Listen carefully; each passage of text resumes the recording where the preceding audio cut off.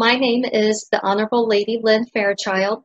However, most people in the Society for Creative Anachronism know me as Linnea. I will answer to either name.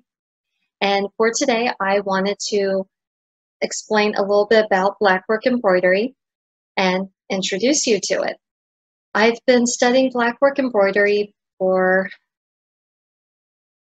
well over 18 years at this point. I've been doing it since I was about 16 years old. So welcome to my class today. So welcome to my introduction on blackwork embroidery. So what is blackwork? Blackwork is a reversible embroidery stitch, usually done with silk thread on linen. Over the centuries, blackwork has also been referred to as whole line stitch, back stitch, Spanish work, festoon stitch, square stitch, or double running stitch. Or it's also known as Mamluk embroidery. By counting the threads, the double running stitch is a series of 2 journeys. On the first journey, the pattern is to work every other stitch.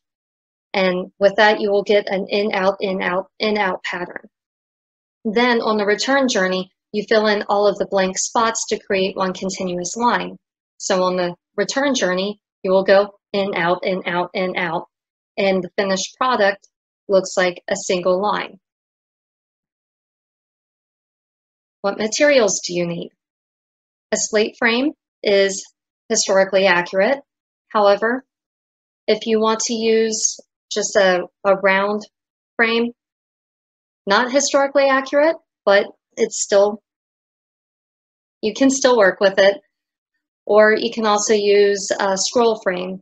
I personally advise not to do the scroll frame, but that's just personal preference. I've tried a scroll frame before and had difficulty keeping my tension.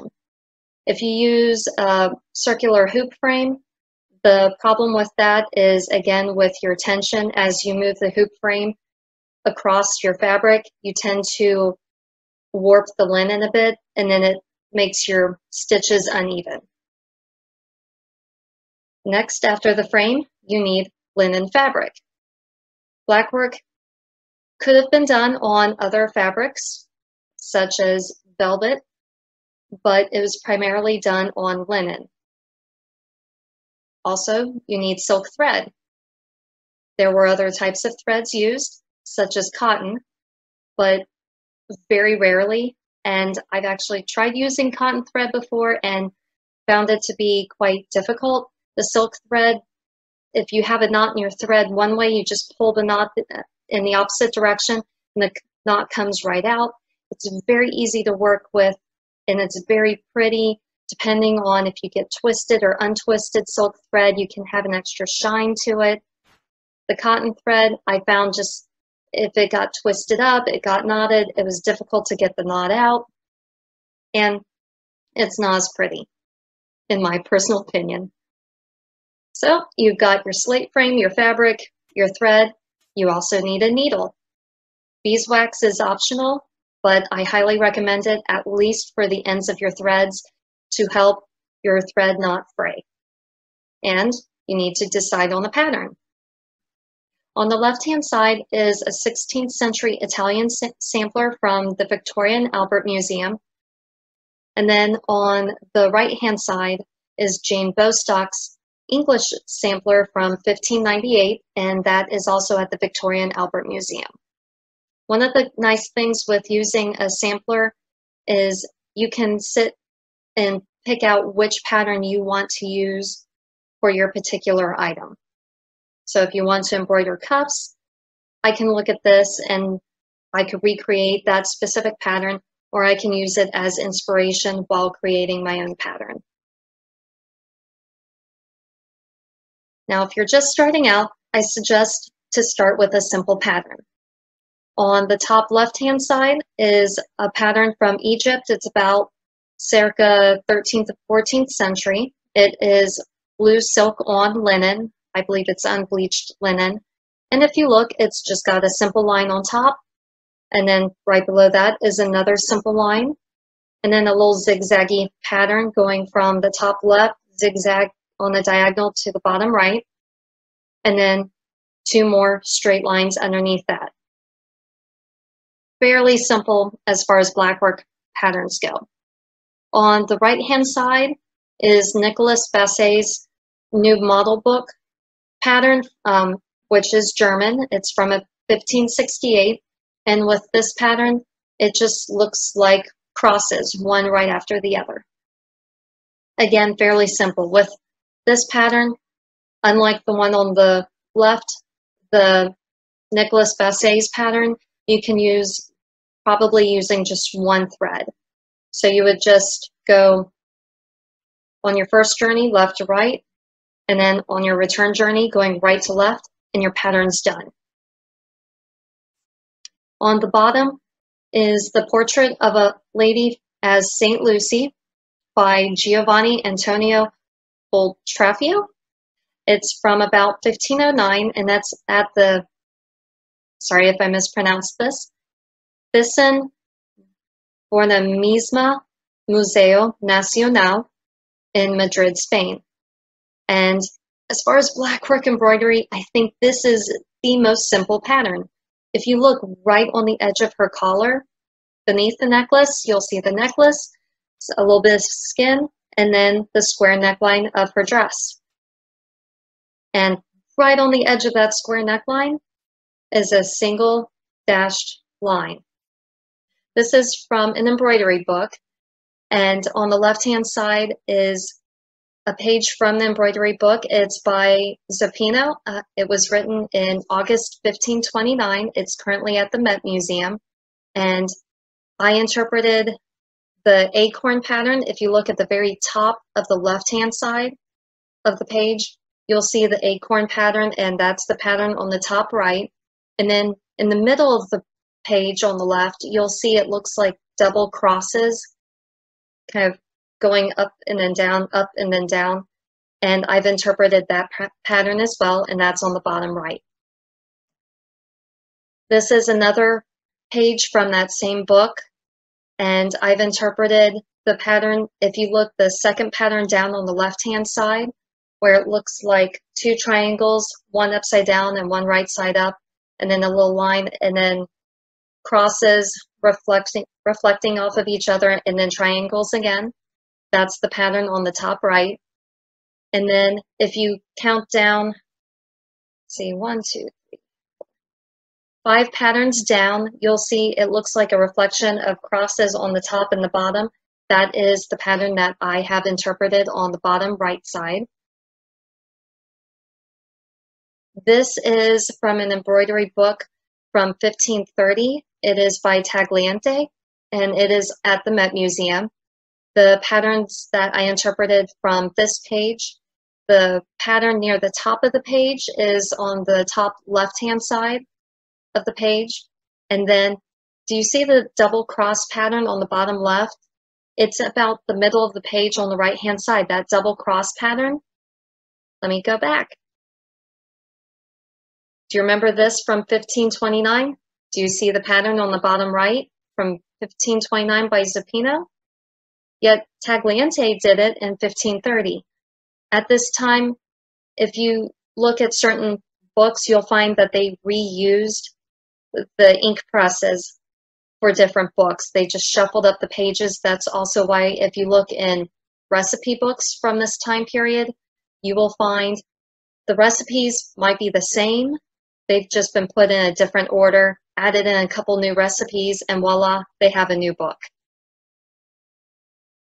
This is an embroidered sampler at the Met Museum. It's from about 1600, and the pattern that I am interpreted on this page is inside the red circle. It's near the top right-hand side of the sampler, and I've enhanced the embroidery on the top right of the page. And this is an example where you can see some of the stitches are missing, but because it's counted stitch, you can count the threads where they're missing and fill in the line and create the pattern, which I've interpreted and created below. This is from the same sampler, and inside the red circle on the left-hand side is the pattern I interpreted. On the right-hand side is an enhanced picture of that pattern. And again, some of the threads are missing, but because it's counted stitch, we can count where the stitches are missing and find what the pattern would have looked like, and that's what I've put on the bottom right-hand side of the page. From the same Italian sampler, inside the red circle is the pattern that I've enhanced in the middle of the page, and then I've interpreted it and put it on the right-hand side. This particular one, if you notice, some of the threads don't line up quite neatly, and so you can actually count the stitches, because instead of being one continuous line, you'll see where the threads tend to sit next to each other in the same hole, and that helps with counting how many holes in between each stitch, as well as how many stitches per section of the pattern. And this is still the same Italian sampler we've been looking at, and inside the red circle on the top left-hand corner is the pattern that I recreated on the right-hand side. I've enhanced the picture, and then beneath that, because on the sampler it just had that one, what would you call it, cornstalk, but there was only one, but because of the line at the bottom, this is a pattern that you can add and add and add and create trim around, say, a collar or a cuff. So for the pattern on the bottom, I've put 3 side by side. And from the same embroidered sampler, inside the red circle near the top of the sampler, I have enhanced that picture and then recreated the pattern below. This is another example where the threads are missing in part of the pattern. Actually, if you look near the bottom left corner of the picture in the middle, you'll actually see the thread sitting up on top of the sampler.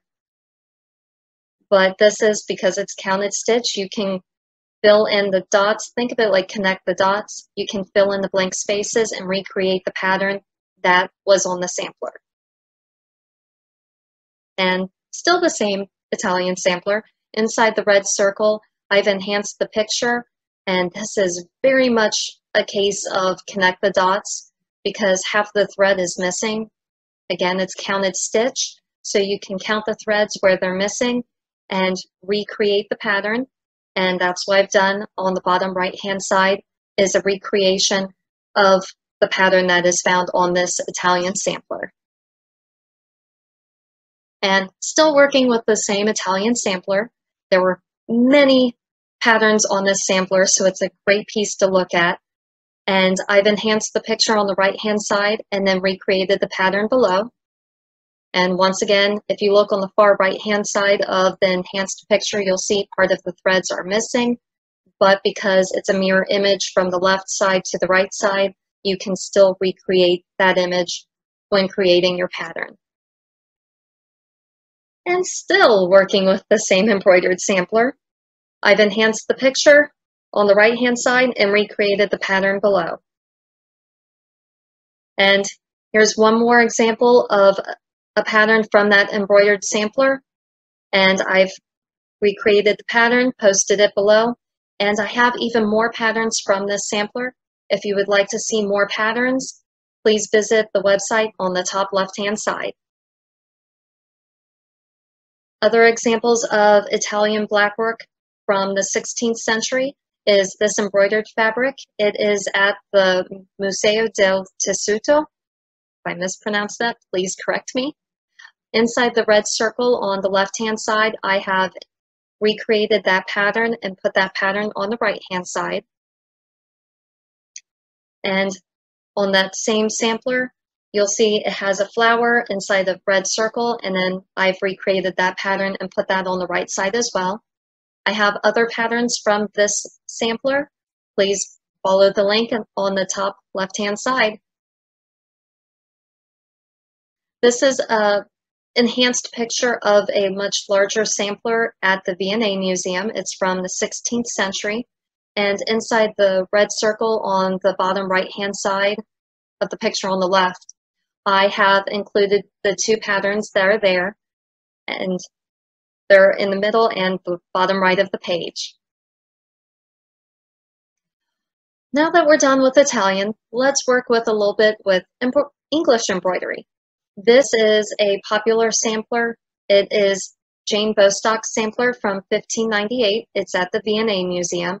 And this is the sampler on the left-hand side.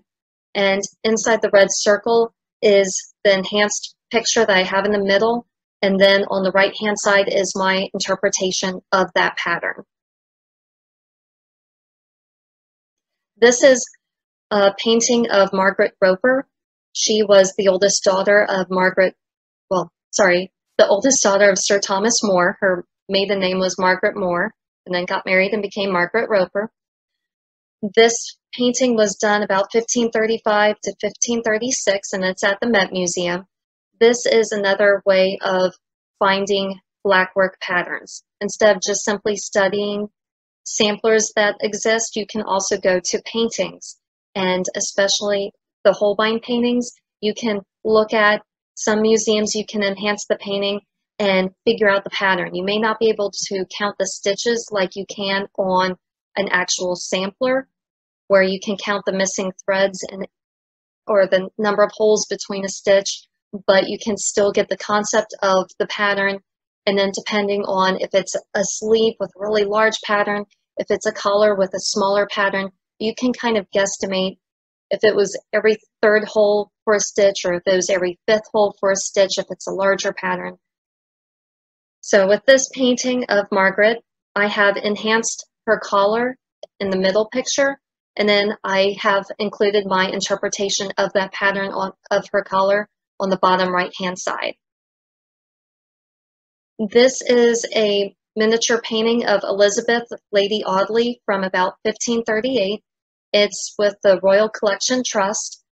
And with this one, you can see right along the trim, right around the edge of her dress, she's got, it looks like blackwork trim, but because it's a miniature, I'm sure it was difficult to get all the brush strokes just exactly right to get the pattern, but the painter got the basic idea of the pattern.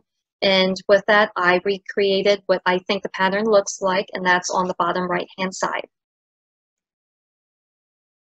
And this is from a sampler at the V&A Museum. It's by, I believe her first name was Sarah Blake. It was done in 1664. And as you can see on the left-hand side, it is very long, very detailed, lots of patterns to study, which is why I color-coded the different patterns so you can have an idea of where to find this specific pattern on this sampler. And this is a case where you can go to the museum website, enhance the picture, and zoom in and actually be able to count the stitches for that pattern. And I have other patterns from this sampler. If you would like to see more patterns from this sampler, please visit my blog. The link is below on the right-hand side. This is, it was done by a German painter. It's Holbein, Hans Holbein the Younger.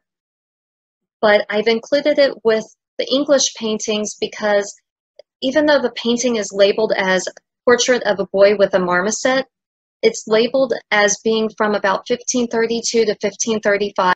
It's located at the Kunstmuseum. But with this portrait, you will find, if you look up, just do a Google search and look up Edward VI, you will find this painting associated with him. But if you look up Henry Fitzroy, you might also find this painting associated with him. No one knows for sure who this boy is. That's why the painting in the museum is just labeled as being Portrait of a Boy with a Marmoset. But they have it between 1532 to 1535, which to me automatically rules out that it could be Edward VI, because Edward VI wasn't born yet. If memory serves correctly, he was born in 1537, because Anne Boleyn died in 1536. That is when King Henry VIII, the famous king with 6 wives of England, married his third wife, Jane Seymour, in 1536. She soon became pregnant and then gave birth in 1537 to Edward, who later became Edward VI. But depending on other websites you look at, I have found some websites that associate the year 1541 to this picture. So if he was born in 1537, there might be that chance in 1541 that this could be him, but I still think he looks older than that. If it's Henry Fitzroy, there is a better chance of that because Henry Fitzroy was the illegitimate son born to Bessie Blount, the one recognized illegitimate child that Henry VIII was willing to recognize. And Henry Fitzroy was born in 1519. So if he was born in 1519 and this was painted between 1532 to 1535, then this, to me, looks more like a boy who could be 12, 13, 14, not a boy who hasn't been born yet or a boy who's barely 5. But regardless of which boy it is, if you look at the collar, you can enhance the picture, which I've done on the right-hand side, and you'll see there's like a little ocean wave picture with a line on the bottom and a line on the top. And I've recreated that pattern on the bottom right-hand side. This is an example of late Tudor period blackwork, and as you can see, instead of having the geometric designs that Egyptian blackwork has, the Tudor blackwork actually has more circular floral motifs. Here are more examples of blackwork embroidery. On the left-hand side, you will see Bess of Hardwicke sleeves from about 1550, and if you notice, it's not black. Remember how I mentioned earlier about red work? Red work is Holbein stitch done in red rather than black thread. On the right-hand side are Jane Seymour's cuffs from about 1636, and as you can see, it's painted by Hans Holbein, which is where you get the name the Holbein stitch, because Hans Holbein specifically was really good about painting different portraits with the blackwork detail. In fact, he painted miniatures that have the blackwork detail, and it's so detailed that when you blow up the miniature on your computer and you blow up the image, you can actually sit there and count the threads and recreate the pattern from a little miniature portrait. Personally, I think that's pretty cool.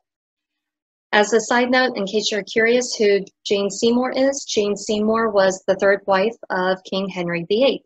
She's the one who died in childbirth about, a little over a year after marrying Henry VIII. Now on to Portuguese embroidery. This is a page from a booklet of embroidery and drawn work. It's from the 17th century and it's at the Met Museum.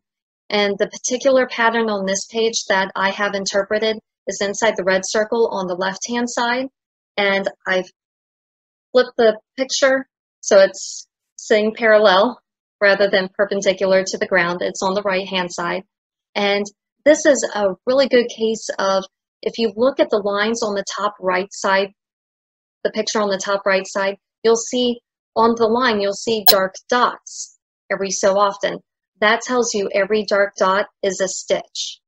So even though we can't zoom in enough to count the holes in between each stitch, you can tell how many stitches, like if you look on the top of one of those bubbles, or if you want to call it a curve, on top of one of those curves, there are 4 dots. That tells you 4 dots, that's 1 stitch, 2 stitch, 3 stitch, and then you go back down on the curve.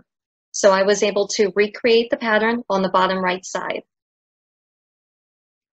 This is an example of German embroidery. It is from a German embroidery book from 1597 written by Siebenmacher. And although this is not a blackwork pattern, the pattern on the right side was inspired by the pattern on the left because it was from an embroidery book and it is a German pattern. So you can use patterns that existed for, say, brick stitch, and if you want to use it to inspire you to create a blackwork pattern. This is a painting at the Kunsthistorisches Museum. It was painted in 1531, and this is an example of where you can zoom in on the collar and you can study the pattern and recreate it. Can you count the stitches? No, but you can get a basic idea of what the pattern looks like and then recreate it, which I've done on the bottom right side. This is an example of embroidery from the Netherlands. This is a portrait of a young woman from about 1535. It's currently at the Met Museum. And this, if you look at the painting, you can zoom in, you can see black work along her collar, along the top part of her shirt, but also along her sleeves and around the cuffs. The problem is, as you zoom in, the pattern starts to become blurred, as you can see on the right-hand side. So it's not perfect, it's not as good as the Holbein paintings, but you can still get a basic concept of what the pattern looks like, which I've recreated on the bottom right side. And for some other embroidery, have you heard of Kasudi embroidery? Here is an example on the right-hand side from Kasudi Patterns, and it is Indian embroidery, which looks, oddly enough, like Egyptian embroidery or blackwork embroidery, or we can call it Holbein stitch, reversible stitch. It's all the same thing. It's counted stitch that is reversible on both sides. Well, most times reversible on both sides. Kasudi embroidery dates back to the, if I mispronounce this, I'm sorry, please correct me, Chalukya period from the 6th to the 12th centuries in India. So if you like blackwork embroidery, I highly recommend checking out this embroidery. So slate frames. This wooden style of frame has 4 perpendicular sides with pegs or notches to help keep the fabric secure. Of the 4 perpendicular sides, there are 2 with mortises and 2 with tenons. A mortise is the hole that another piece of wood slides through. The tenon is a piece of wood being slid through the mortise, which is the hole. So if you look at the picture on the right-hand side, the mortise is the hole, so that would be the 2 bars that are on the top and the bottom. The sides have the holes in them, and then the tenons, those are the 2 that go up and down. So they go through the 2 that are horizontal. This type of frame can be fixed to trestles. It can have an independent foot, or it can be handheld. A slate frame helps to keep the fabric taut, which means it keeps it very tight, while it is being embroidered, which allows for even stitches and it does not warp the fabric. Here are a few examples of slate frames in history. On the left-hand side is an illumination from the 14th century, and it shows a slate frame being propped up with feet, and that is at the British Library. And on the right-hand side is a painting of the Virgin Mary with the child Jesus. Mary is using a tapestry slate frame, and the frame is fixed and set up on trestles. That painting is from 1440, and it's at the Bibliothèque in France. Here are a few more examples of slate frames. On the left is a slate frame. It has legs, and if you zoom in on the picture, you can also see it has the mortises as well as the plugs on the sides to keep it in the shape that it needs to be in. And that painting is from 1470. On the right-hand side is an etching, and that was etched in 1532 by Alessandro.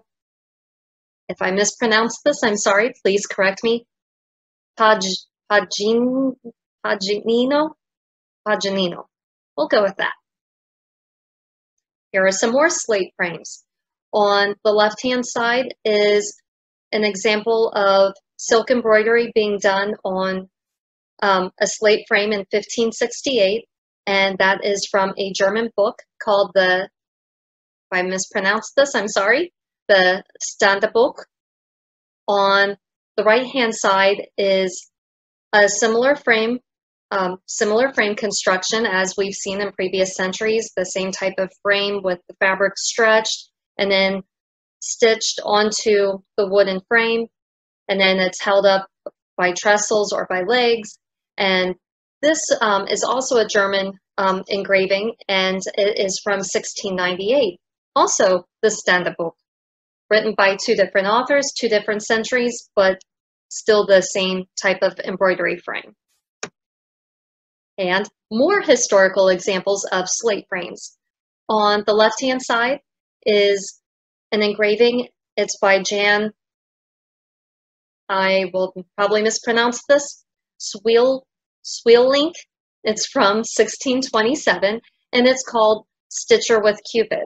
And with this, if you look, it's a slate frame, but there are no trestles. She's just holding it, and it looks like Cupid is on the other side helping her hold it and helping her with the stitching.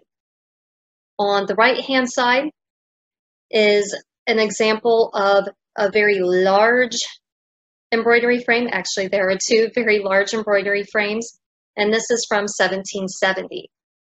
If you look closely, you can see the one frame on the right-hand side is so large that there are two women sitting on either side of the frame doing the embroidery. And this is a large example of a slate frame being propped up by trestles. And more slate frames in history.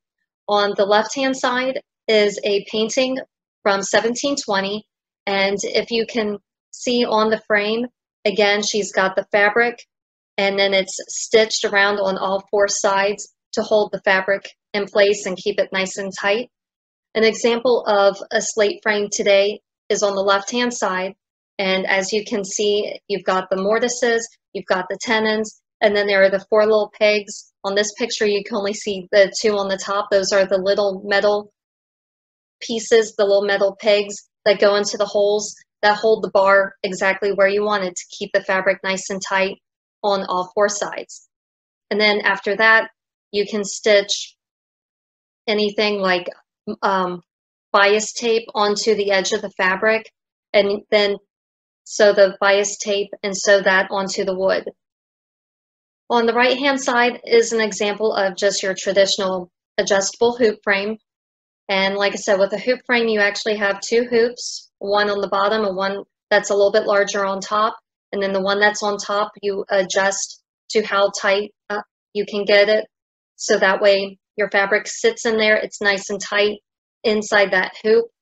The only problem is by putting your fabric into that hoop, the fabric will then get the impression of that hoop. So when you take the hoop off, especially if it's like linen fabric that you're using, it will still show that circular spot where the hoop had been.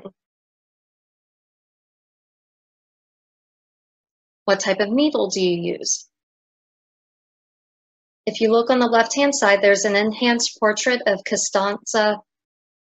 I'll probably mispronounce this, and please correct me if I do mispronounce this, Costanza Cantani.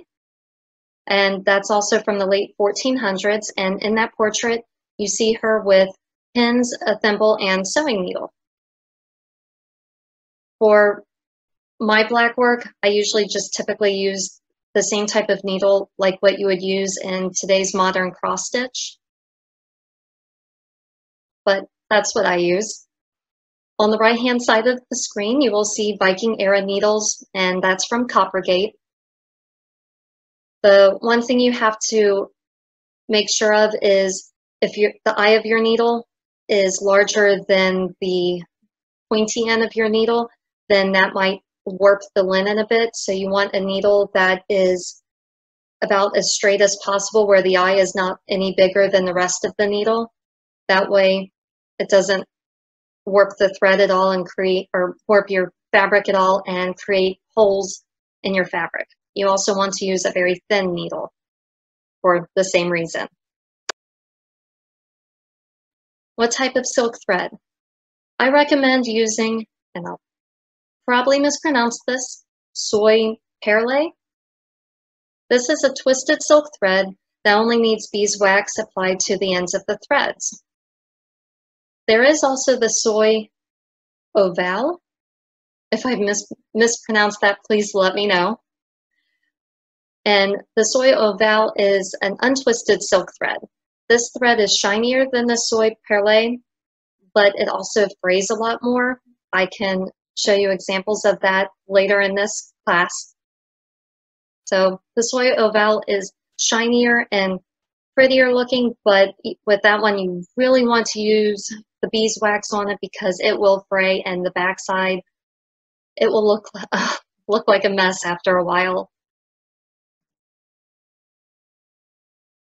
For Egyptian threads, blue, red, and brown, the brown could be faded black, or common embroidery threads used in pre-15th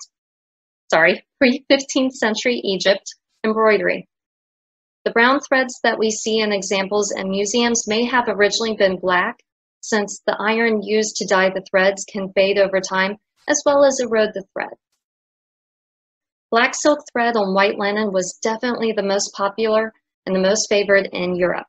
Red thread was occasionally used, as we saw previously in Bess of Hardwicke's sleeves. In England, gold and silver threads were also used. However, a person had to be careful when using gold or silver threads due to the sumptuary laws. Among the restrictions listed in Elizabeth I's 1574 statute was that for gold, silver, or pearl embroidery, it was reserved for only dukes, marquises, earls, including the children of all three, viscounts, barons, and knights of the garter. Can Gutermann silk thread be used? Gutermann silk thread can be purchased at Joann Fabrics or any local fabric store. It's machine washable, and it's a nice thread to begin learning blackwork on, especially if you can buy it cheaply with a coupon. I know Joann Fabrics a lot of times has like a 40% off coupon, which makes the Gutermann silk thread ideal as a learning tool. Plus, it's machine washable. For example, if you look on the bottom right in that picture, those are cuffs I made for my son's shirt when he was, I believe, 4 years old. He was still able to fit in that shirt when he turned 6, and he did youth combat in the SCA wearing that shirt. Now you can just imagine how much sweat and dirt went into that linen shirt that he wore. And because I used Gutermann silk thread on that shirt, I was able to machine wash it and keep it white, amazingly.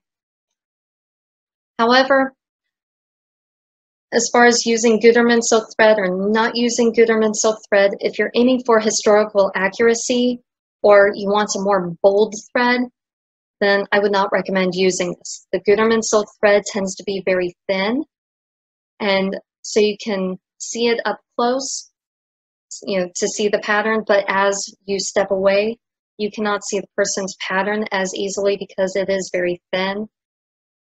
And also, like I said, for historical accuracy, you would want a bold thread. That way, when you're standing more than 6 feet away from someone, they can still see the embroidery and actually see the pattern, and then they can compliment you on, wow, look at that pattern. What items were embroidered? The Moorish embroidery had been used to decorate various household items such as towels, napkins, and cushion covers, as well as garments such as robes and veils. In Europe, clothes were embroidered, such as shirt sleeves, ruffs, cuffs, coifs, doublets, nightcaps, falling bands, along with handkerchiefs.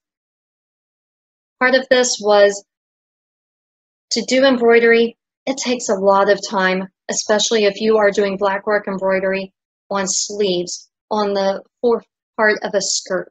That takes a lot of time. And so they like to wear their wealth. And if you can afford to just simply sit there and do embroidery all day, then that means you have lots of luxury. You have extra time on your hands. And so aside from your pearls, your velvets, your furs, depending on your station, you would also show off the blackwork embroidery. So first, you want to weave your thread in and out through the fabric. Typically, I work left to right, and I count approximately every 3rd or 5th hole per stitch in the linen fabric. Later, I can show you the differences between every 3rd hole and every 5th hole, because that will then determine how small or how big your pattern is.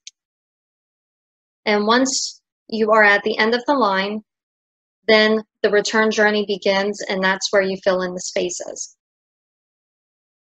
And then when you are done, you want to weave the tail of the thread into the pattern on the underneath side. You also do this at the very beginning when you start off. So when you start off, you'll have a little bit of the tail on the underneath side, and you'll just weave it into the pattern as you go left to right, and then return, and then the end of your thread gets woven in at the same place your tail was. If you're in the middle of a pattern, you might be able to split it, part on the left, part on the right, but I can get into more of that later. Another option is to tie a knot at the end of your thread. However, if you do tie a knot, there are a couple of issues you may want to know about. One, depending on how big or how small you tie your knot, if it's small and you machine wash your fabric, that knot may pull through the fabric and now you've lost part of your pattern.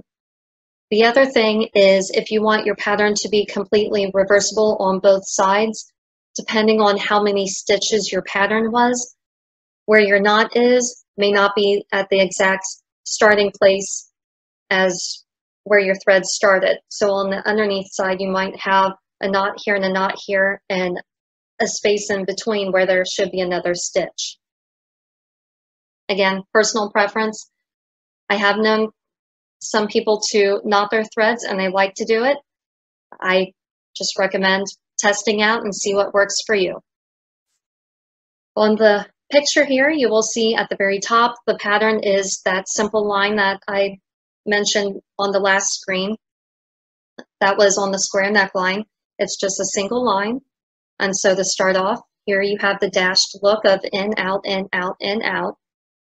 And then when you get to the end of your, whatever it is you're embroidering, the end of your cuff, collar, whatever, then you start your return journey. And now you go back, right to left, back to where you began. And again, you do the in, out pattern. And in the end, you have a complete picture. So again, what do you do with the end of your thread? On the far left-hand side, you can see where I had just done a quick sampler. And on that sampler, I was testing out different silk threads. The very top thread is the Gutermann silk thread. And then the middle, I believe that one was the untwisted silk thread. And then the third one down was the twisted silk thread. That's the differences between the soie ovale and the soie perlée. But I was also testing out the differences between beeswax on all of the thread, just on the tail ends, or no beeswax at all. That's why there's 3 sections of 3.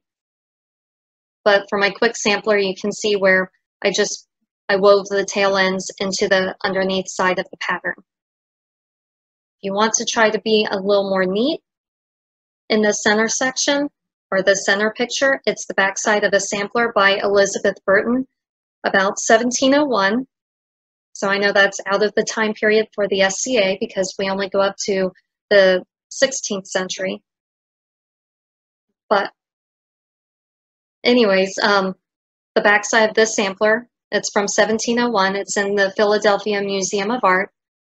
But as you can see, you can see where some of the tail ends are, but for the most part, to me, this looks fairly neat and pretty. On the right-hand side is a collar I had done, and that is with the soie ovale silk thread. And with that, there's no beeswax on the tail ends of the fabric or on the thread, and that's where I learned the hard way to use beeswax on the tail ends of your thread. Remember that sampler where I mentioned the differences between using beeswax and not using beeswax, and the differences between the Gutermann silk thread and the soie ovale and the soie perlée? Here is that sampler. So if you look, this is the Gutermann silk thread, and then the untwisted, and then the twisted silk thread, and then this section has no beeswax. This section just has beeswax on the end, and then this one, it has beeswax throughout. But like as I move back, you can see the twisted and the untwisted are still pretty bold, whereas the Gutermann silk thread is starting to fade away because, well, it's a thin thread. The differences between the third hole and every fifth hole. This is a sampler. Remember that 16th century Italian sampler I talked about? These are patterns from that sampler. And if you look, oh, I'm on the back side too. If you look, this is every third hole on the whole sampler. This is a coif I made for my daughter, and I believe it has 88 diamonds. Each diamond with the flower in the middle took me about 20 minutes to do, and this is every fifth hole. So to show you the size difference, this is every fifth hole on the flower, and this one on the left is every third hole. So that's the differences between the sizing. So if you're doing something small like a collar or a cuff, I recommend doing every third hole. You'll find it's also easier to weave your tail in back into the fabric on the underneath side if you do every third hole. If you're doing something larger like sleeves or the forepart to a skirt, you probably want to do every fifth hole, otherwise you'll be at it all day long.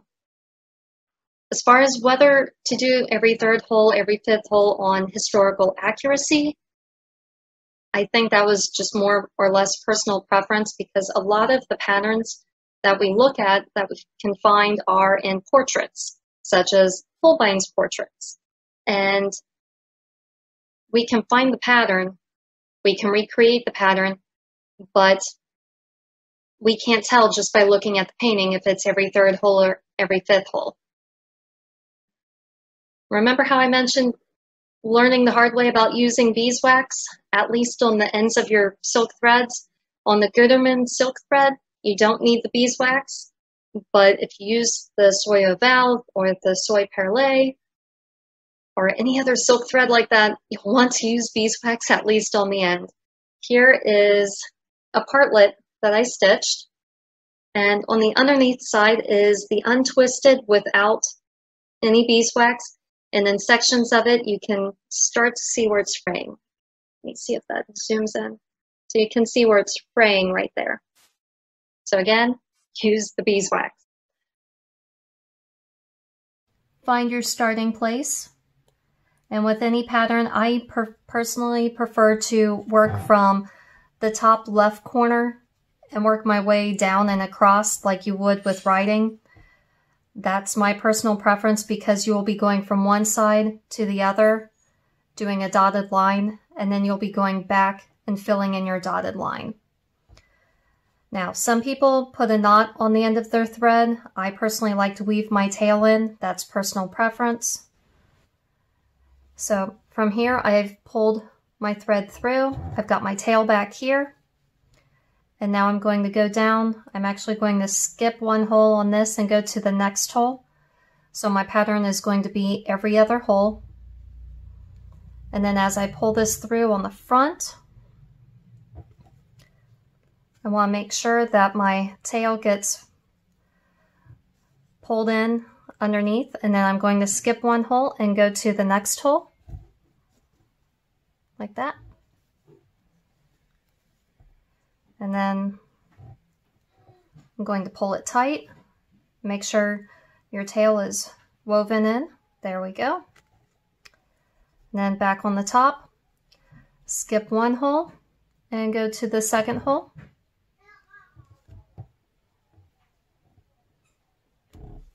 And then pull it through. Now at this point, make sure you want to keep your thread taut, but you don't want to pull it so tightly that you pull your entire thread out. That's part of the reason why you're weaving the tail into the back side, to secure your thread.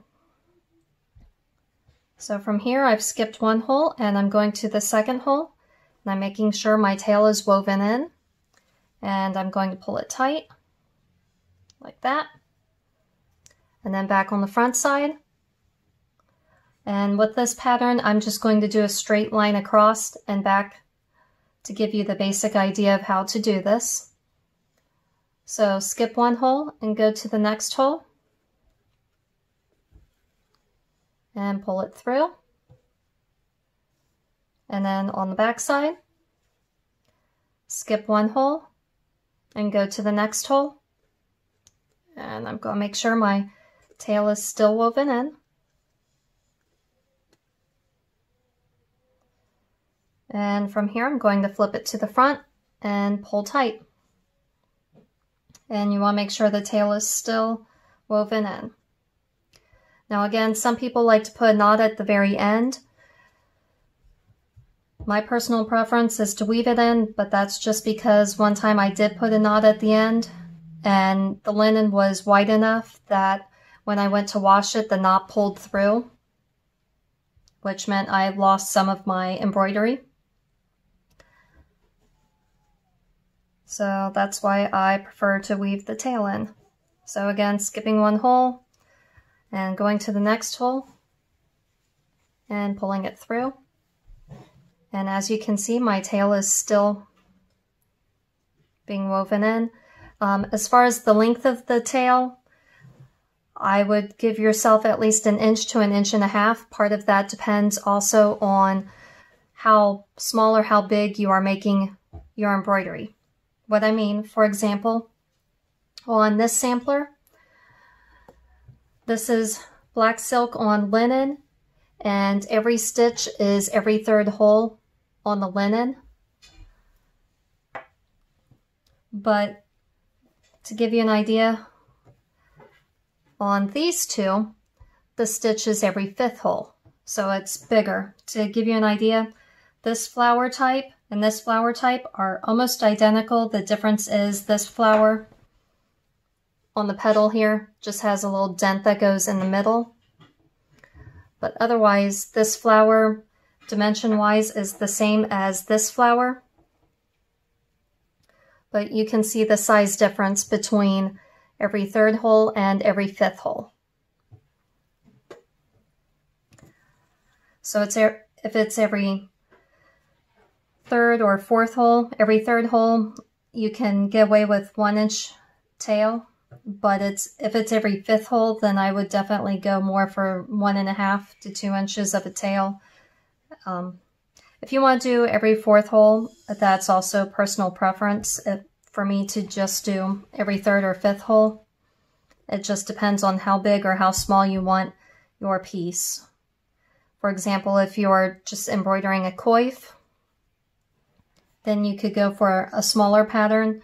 Just the same if you are embroidering an entire front part to a skirt or sleeves, then you may want to go with every 5th hole. So now that I've gone in and out, in and out, in and out, as you can see, I've created a dashed line. If this was the end of my line, this is the end of my first journey, then I want to go back the way I came and fill in my holes. So from there, I'm just going to go in and fill in the dashed lines.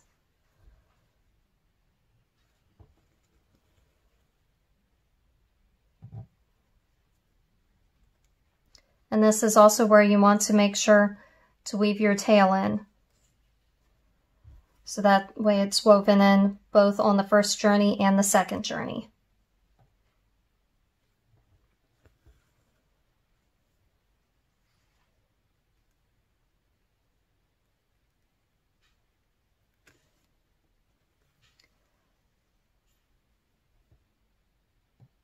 And thinking of materials as far as the type of needle to use, personally, I just use whatever needle I happen to have. Usually it's a needle that I've used from a cross-stitch pattern. You'll find needles that have a sharper point they poke through the linen fabric, but can also sometimes snag the fabric, so you have to be careful with that. Just the same, if you have a needle that's dull on the edge, it won't snag the fabric, but sometimes it's slightly more difficult to poke it through the linen. And now you can see I've created one solid line. Now if I wanted to do something of a pattern, like for example, say I wanted to do this pattern right here. Personally, what I do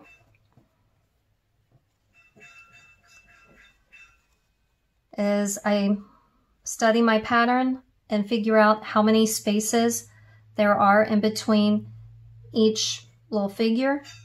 So at this, there's 1, 2, 3, 4, 5 spaces in between each figure. So just for teaching purposes, I'm not starting a new thread. I'm just going to use the same one that I have and find a new starting spot down below. So with this, I want to do every 5th space.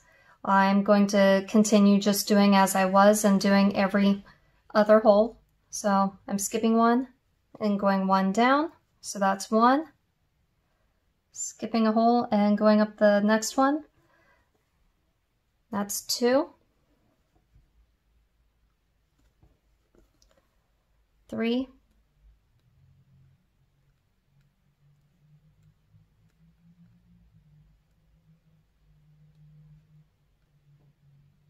4. If I can find it, there we go.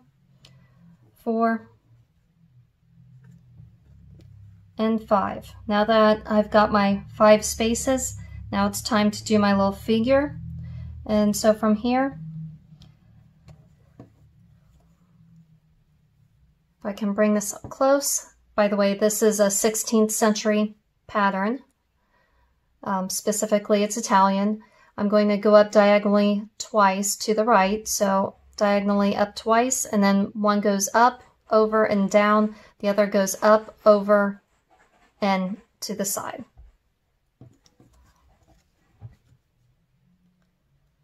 So I said diagonally twice to the right, going up, so going to skip 1 hole and go to the next hole, like that. And then pull it tight. This is the back side, and here's the front side. So now you can't see that dashed line, but the next one you will find. So skip 1 hole and go in through the next. And now I'm going to go up 1, so skip 1 hole and go to the next, go up. And then over.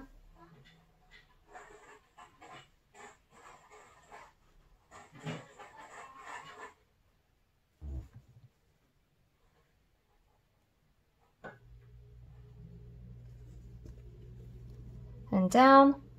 And now I'm going to retrace my steps going back the way I came. So I'm going to go up.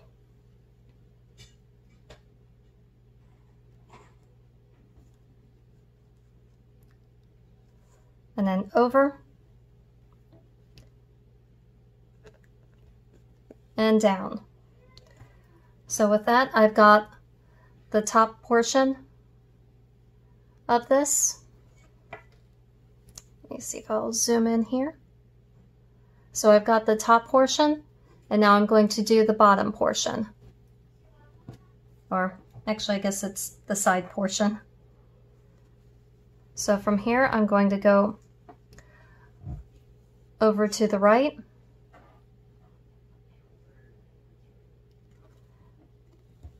Down.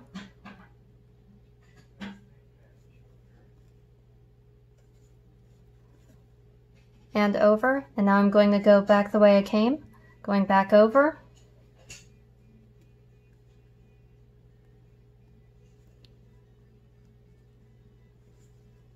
up, over, and at this point I'm just retracing my steps, doing the second journey, filling in this space.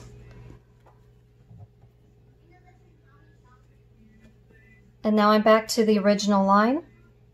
And now if I want to continue my pattern, I'm going to continue going to the right. And I'm going to count 5 spaces over. So that's 2, 3, 4, 5. And now is when you want to go up and diagonally to the right again. So up,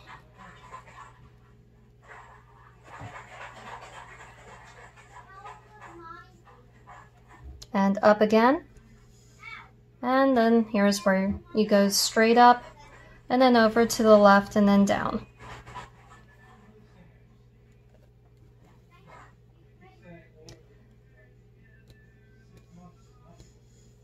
And then I'm retracing my steps, going up, over,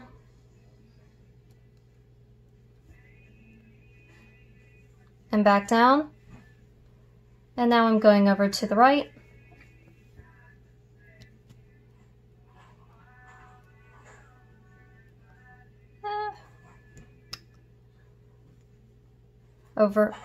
Going down, and now I'm going over to the left. And then I'm retracing my steps, going on that second journey.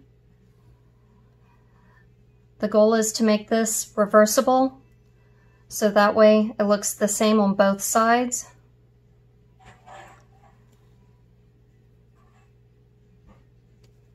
And that way it should hopefully resemble lace. Well, that's if you're doing more 16th century embroidery. And then if I want to continue, just do 5 more spaces.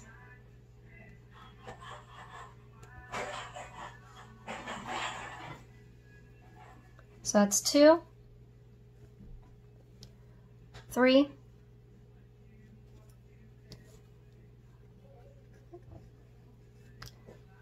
4, and 5. And now if I'm done with my pattern, say this is a collar and I've gone from one edge to the other, and now I want to fill in my spaces for the second journey, just go back the way I came. And as you can see, the dashed lines are filling in and becoming reversible.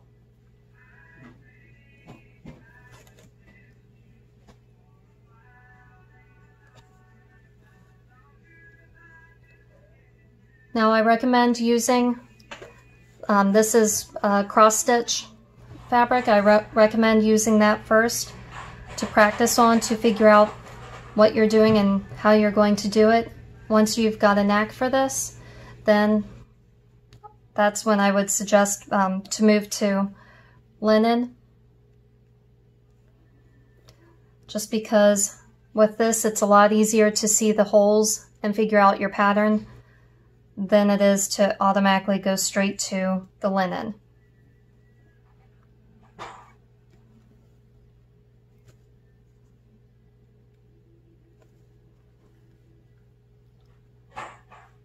Now I've finished my line. It's reversible, but as you can see, I've got a space here, but I still have to fill in this space here. So normally what I would do is I would loop this around and then weave my tail in and out before I cut my thread. So from here, I'm just going to weave it in the same as you did at the very beginning, giving your tail about an inch or so.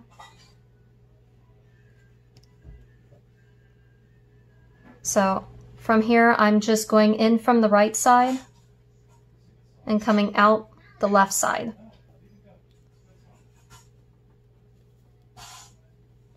And just weaving the tail in.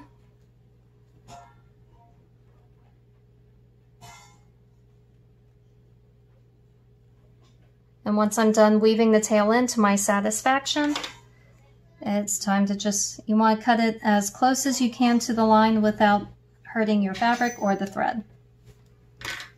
And see, now it looks reversible. First, I like to come up with my pattern. And this right here is the 1598 English Sampler by Jane Bostock. And I've decided to use the pattern here for part of my pattern today. So if you can see, it looks like it's a braided pattern and it makes a diamond right through here. Now for the center of my of my pattern, I decided to, if I scroll over here, if you can see, there's a flower here, and there's also a flower here and a flower here. It's all the same flower, and I've decided to incorporate that into the middle of my pattern. And here is my pattern. Here is that braided diamond, and then I've put the flower in the middle. Now, if you're curious how I was able to come up with this pattern on the computer, I was able to count the stitches over here, and then I went to Excel, and up here right underneath font, if you select that and click draw border, and then from here I can create patterns, as I will show you right here. You can click